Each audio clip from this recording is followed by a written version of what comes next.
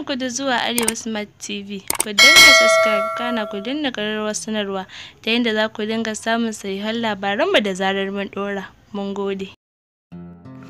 Injiniya Rabi'u Musa Kwankwaso, tsohon gwamnan jihar Kano kuma ɗan takarar shugaban ƙasa a jam'iyyar NNPP, ya bayyana cewa tabbas shi ne da nasara a zaben da zai gabata na 2023 biyo bayan wani taro da ya yi a jihar Kano.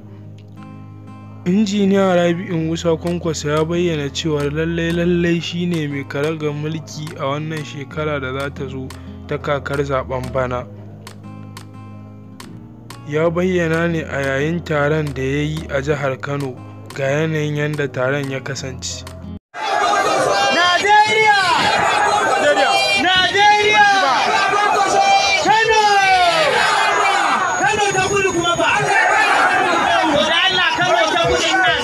Masu aikin nan a gaban riga ku nuna musu cewar kuɗinku so kuke a yi aiki a constituency ku, ba so kuke a dinga saka babban riga mai aiki ana ɗaukar hoto ana haka.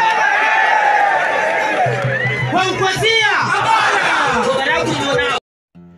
Shin masu kallo menene ra'ayinku na game da ƙudurin Injiniya Rabi'u Musa Kwankwaso na ɗarewa kujerar mulki 2023? Kuma kuna tare da shi ne ko kuma ba kwa tare da shi? Ku sa mana a comment section.